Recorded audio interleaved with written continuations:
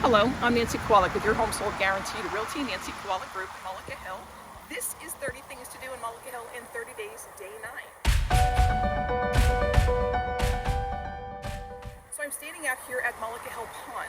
So this was part of a project a number of years ago where they dredged the pond. It was very shallow from years of neglect.